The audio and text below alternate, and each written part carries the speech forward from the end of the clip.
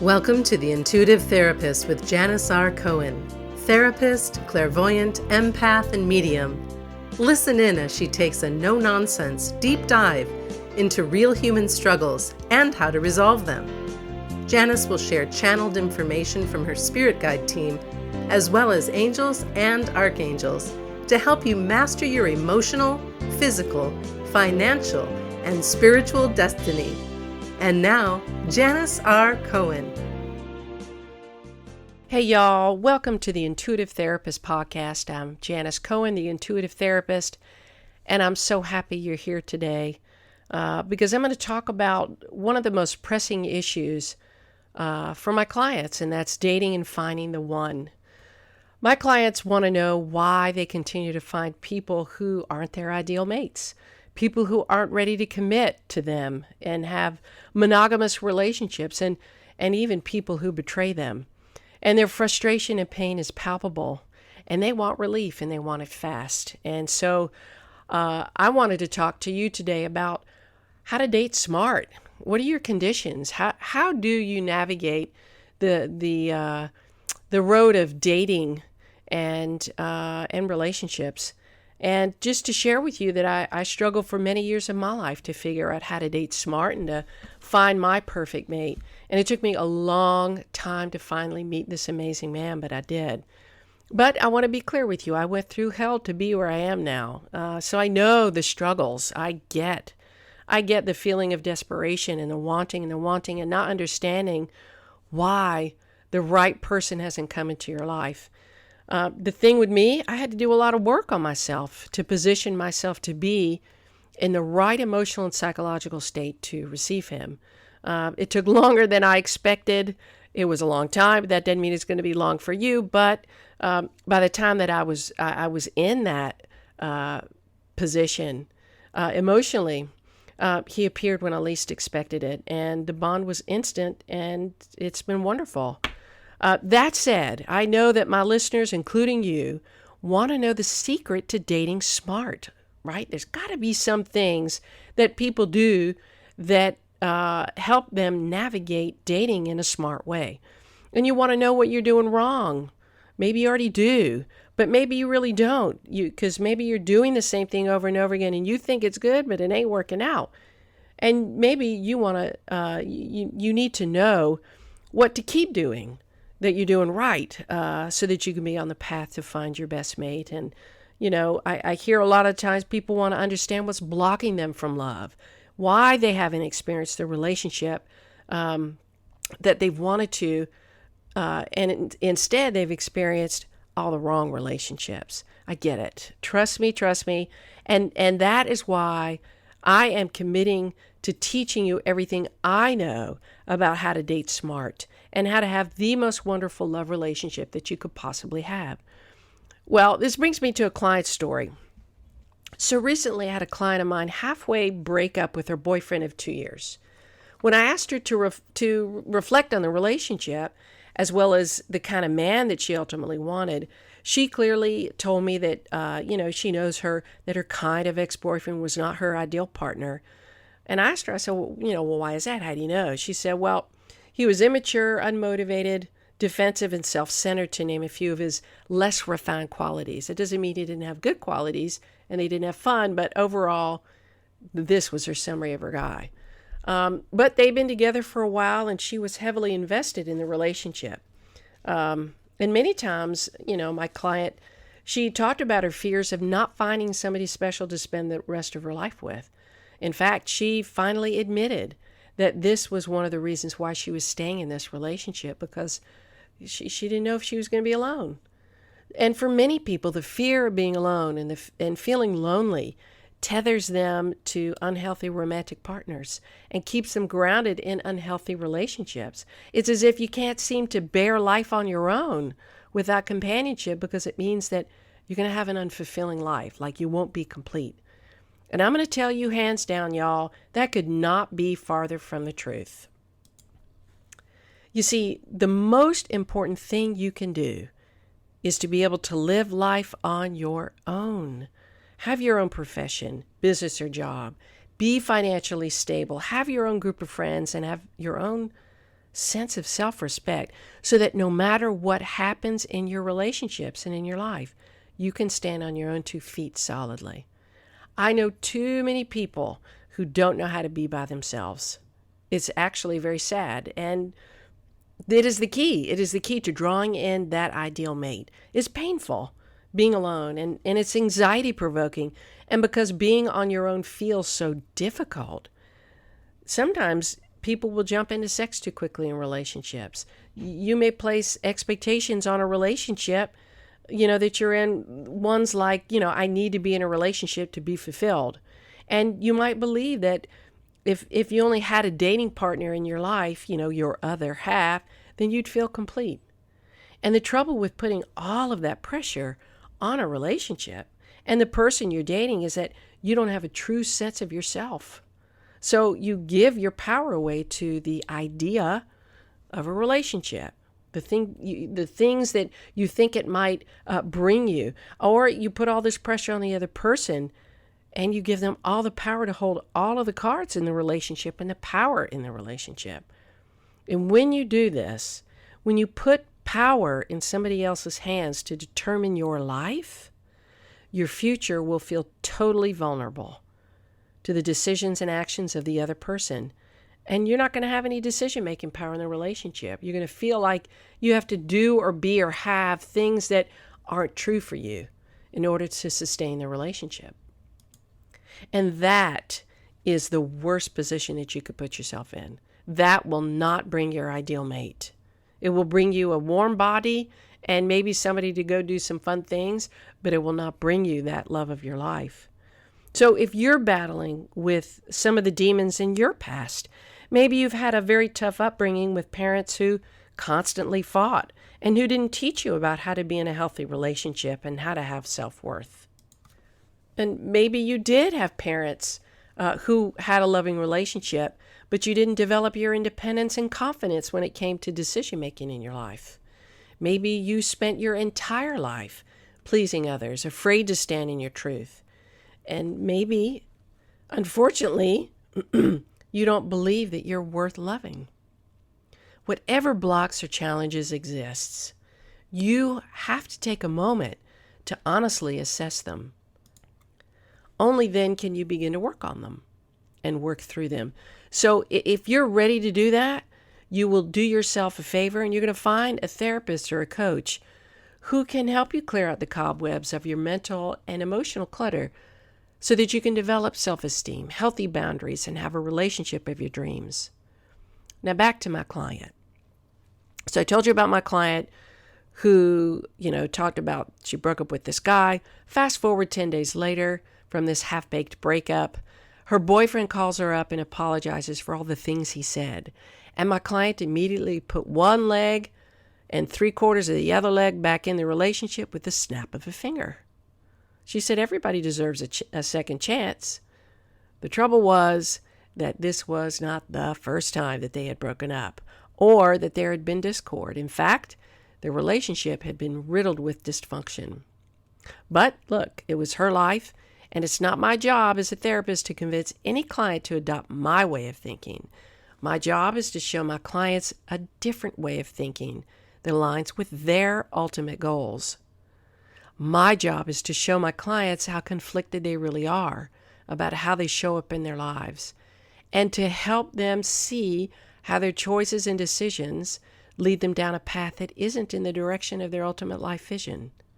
My job is also to show them how everything in their lives, everything, is a reflection of how authentically they're living their lives. Each relationship you have mirrors who you are, even though you are with a completely different person in each relationship. Most people don't realize that, though. They just experience people and relationships as if they are not the common denominator. And that's where I come in. So I am the truth teller. I am a very straight shooter, and thank God Spirit uses me as a straight shooter because that is how I help people most. But just like the evil queen in the movie Snow White, she looks in the mirror and asks, "Mirror, mirror on the wall, who's the fairest of them all?" And the mirror answers back with the name Snow White, not the queen. I don't mind being that mirror for my clients. In fact, I actually kind of love it. It allows me to help my clients quickly see what they're missing when it comes to resolving their challenges. So I asked my client, tell me, what are the conditions under which you're going to let him back into your life, given what you've already told me about him and what you ultimately want from a relationship? She looked at me just perplexed, like her eyebrows furrowed up. She says, well, I don't know what you mean. What do you mean, my conditions? Very few people think about these questions when they reunite after a breakup. I know back in the day, I didn't. Most times there are apologies that are exchanged and pseudo-forgiveness is given, but rarely do couples take the time to make new commitments to each other and clarify their deal breakers and upgrade their standards. You see, the goal in dating smart is for you to already be clear about your dating standards, what you will and won't accept, as well as what problem resolution really looks like for you. Not just sweeping something under a rug, but what it means to truly resolve something. You got to lead with your standards and expectations from the start. And unfortunately, many do, and their expectations are high, but their standards are very low. So it's very difficult to get what you want when there's such a discrepancy between standards and expectations. So most people, like I said, they're not feeling very confident about themselves, so their standards are low. The bar, so to speak, is quite close to the ground, and there is little that's required of a dating partner to be in a relationship. It's kind of like, well, if I find somebody, I find somebody. I don't have to have standards. I told my client that this decision to re-enter the relationship with this man was a real pivotal one. And because she came to me to become more confident and certain about her decisions, this was the golden opportunity for her to begin her skill building. And she became very uncomfortable. She didn't realize how important this was because it was just kind of par for the course for her. She hadn't done a lot of thinking about or intentional thinking about how she really wanted her life. She just knew she wasn't happy and knew that she had a hard time making decisions and taking action. So I asked her these questions. And I was thinking about these things. What was her motivation to take this man back so quickly? What had he done that showed her that he truly understood the error of his ways? And what plan did he have to repair them, to fight for her, to honor her, and to love her as she needed? What could she take responsibility for when it came to the dysfunctional dynamics in the relationship? And what was her plan to resolve those things within herself? What was her plan to make sure that she was re-entering the relationship with higher standards, standards that made her man work to be with her, and where she only dated men who would be honest, mature, goal-oriented, and marriage material? Considering all these questions will give her the opportunity to really think about the impact of this decision on her life now and in the future. And, it's you as the listener, if you ask yourself these questions, they're going to give you the opportunity to assess how smartly you're dating these days, as well as how you're showing up in your current relationships. If this man was in fact not her ideal mate, what was she forfeiting now if she took him back? And why was she risking missing out on the more ideal mate in the future to stay in this one that really wasn't good for her? I gave her homework. She was to take some time to answer all of these questions that I posed to her. And when we would meet next week or the next session, she's going to share her thoughts with me. People date and re-enter relationships for a variety of reasons. Loneliness, immediate pain relief from a breakup, fear of being alone, hope that their partner or the conditions of their relationship have all of a sudden radically and suddenly changed. They might go back for financial security, for fear that they won't find anyone else, and a plethora of other reasons. We have all been motivated by one or several of these reasons at one point or another to stay in relationships that aren't in our highest interest. I know I have. And until you become clear about who you are and what you want in your life, you will fail to have any kind of romantic relationship that you desire. And you're going to fail to develop high standards for yourself in your life. And I promise you, every single relationship you have, if you do not get clear about who you are and what you want and own it, It will reflect your lack of self-love. Anyone who struggles to find happiness in their romantic relationships is struggling with self-love and deservedness issues. If a person is clear about what they will and won't accept in their lives, they will not experience inner conflicts in relationships, nor will they choose dating partners that are less than what they know they need and deserve. Period. I can say that with personal authority, and I can say that with professional authority. Think about it this way. If you crave pizza from your favorite restaurant and you go there and they serve you something else entirely, or they give you most of the ingredients on the pizza, but the ingredient you were looking forward to most wasn't even on the pizza, would you really be truly satisfied? Wouldn't you send it back? Or wouldn't you get a new pizza? Wouldn't you want what you truly craved? Same is true for romantic relationships. Granted, they're not pizzas, but they're important, right? So what the hell are you accepting less than what you deserve? Less than what you want? Why are you settling? Seriously, I want you to think about that. There's no difference between your favorite pizza and your best romantic match, right? You're not going to be satisfied until you have someone in your life that gives you what you want and what you need. And you won't be satisfied in your relationships if you aren't your own, if you're not living your best life, if you're not your own best life partner. That means you give you what you need first before you look for somebody else to give it to you. Okay? So how then do you date smart, cultivate self-love, have high standards, and develop the belief that you deserve the deepest, most amazing, heart-stopping, life-changing, most delicious love you could possibly find? I have a few tips. Here's the first one. Get clear about your ideal mate. Now, whenever I talk with my clients, I do this exercise with them, all these steps. This one is very, very important, okay? No one and no relationship is perfect, but you can have a clear intention about your perfect partner and put it out into the universe for manifestation. It's called a love list. So you would write your love list, okay? And what I want you to do is when you do this, get your favorite notebook or get some pieces of paper, whatever.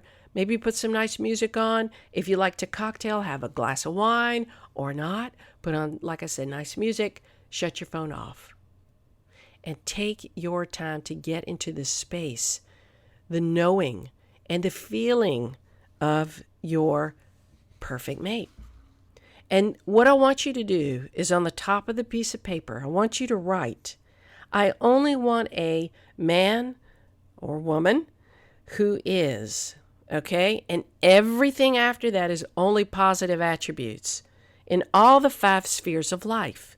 Emotional, how you want to feel or how the person is accessible emotionally. Psychological, what you think, beliefs, what the other person thinks and believes. Physical, how the person looks. Height, weight, eye color, hair color, sexual and romantic matching, whatever it is, how they value health. Do they exercise? Those kinds of things. How do they eat, right? Financial. You want to talk about, I only want a man or woman who is financially stable, who is responsible, who will be able to share their money, who is open and expressive about their money. And then the last section is the religious/spiritual. So you want to be able to say, gosh, I only want to date somebody who's Jewish or Catholic or Buddhist or spiritual. Somebody who, maybe belongs to a unity church, right? Somebody who believes in God, maybe somebody who doesn't believe in God. Whatever it is, write down your ideal mate. You can write down somebody who lives 20, 30 minutes away, who's of X culture, whatever it is. Write it all down. You can make columns where in each column, I only want a man or woman who's smart, who's compassionate, right? Who is emotionally available, who is monogamous, who likes to dance, who is financially stable, who is driven, who's passion-filled, family-oriented, who loves sex, loves dancing, who values family, all of these things, who knows how to share their feelings, who's confident. Whatever it is, write that down. That's your love list. Okay? Then, what I want you to do is once you're done with that, there's no right or wrong way, but fold it up and then go put it away in a place that you'll forget about it. The reason why I have my clients do that is because you want to be able to just have whatever feelings you have about that, put it away and give it to the universe. The second tip is that I want you to identify and eliminate your fears and limiting beliefs about yourself and your relationships. Okay? Rumi is a 13th century Persian poet. He is absolutely one of my favorite poets to read. His wording and imagery is just so deep. But he wrote, "Your task is not to seek for love, but merely to seek and find all the barriers within yourself that you have built against it." It all comes down to you. And sometimes when you've worked so hard and you're at a really good place, just understand it's on divine timing. You can't control when you meet somebody, when you meet the right person. So it's often our limiting beliefs and worst fears that keep us playing small in our lives and in our relationships. And if you don't feel confident that you can handle your greatest fears in your relationship, or you believe that you don't deserve the best in life, I really urge you to seek counsel from a therapist or a coach to help you become more confident and capable. Because it all comes down to you. You are the root of all of your interactions. I'm not saying you're responsible at all for other people's behavior. I'm saying what you experience has to do with you. So why not tweak and fix and sharpen and get healthy all those parts that you feel aren't? Step 3, stop looking for someone to complete you and become everything you seek. Please, because no one can ever do that. When we seek in someone what we must cultivate within ourselves, we're never going to find what we're looking for. Be what you seek, y'all, and you will attract what you desire without effort. It's a given. It's a law. It's like if you truly believe that you're successful at what you do in your job, you're going to bring in more business. If you truly believe you're confident, if you truly believe you're lovable, if you truly believe that, you're not meant to be alone, you're going to follow your hunches and follow your guidance to continue to sharpen and be happy. Just have fun and happiness in your life, and that light will draw all the right people into your life. The last tip I have is ultimately commit to the one who will love you back in the way you need to be loved. Real love is about putting your partner first.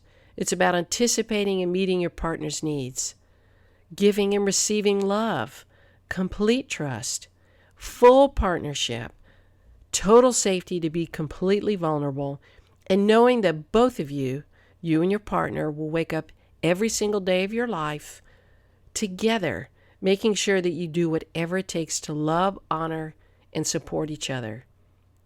That is a tall order, and there are people out there who have the capacity to do that.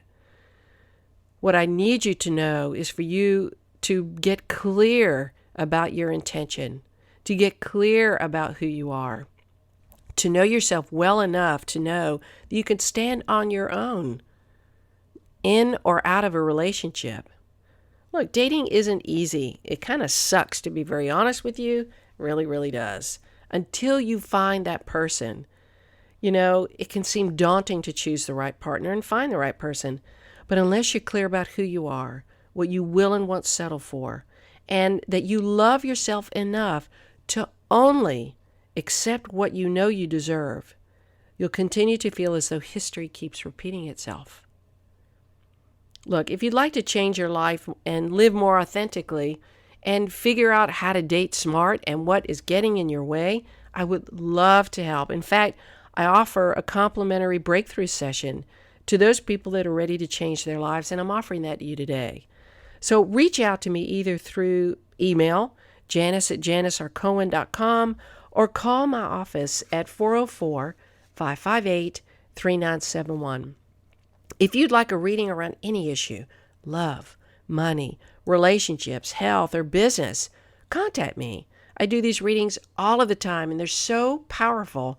Even a 30-minute reading will help shift you in ways that you didn't even imagine. So reach out to me at janis@janisrcohen.com or call at 404-558-3971. I'd love to give you the divine wisdom that can help you along your path.